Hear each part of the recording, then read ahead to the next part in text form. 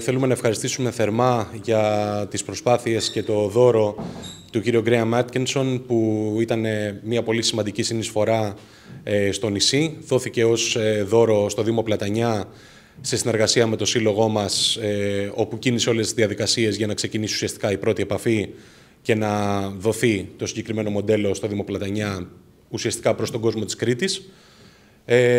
Είμαστε πάρα πολύ ευχαριστημένοι με την δουλειά που έγινε από τον κύριο Άτκινσον και πραγματικά τον ευχαριστούμε θερμά σαν σύλλογος.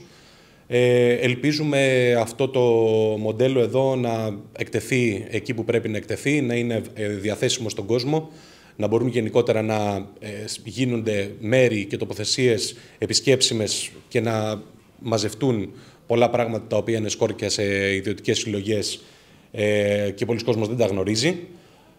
Αυτό που έχει πολύ μεγάλη ανάγκη το νησί είναι να αναδειχτεί η ιστορία του σε γενικότερη βάση, αλλά και ειδικότερα για τον Δεύτερο Παγκόσμιο Πόλεμο.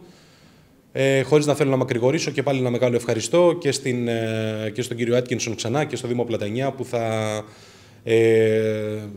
έχει αυτό το μοντέλο, ελπίζουμε, σε ένα πολύ εμφανές μέρος, για να ουσιαστικά μπορεί να το δει πάρα πολλοί κόσμος.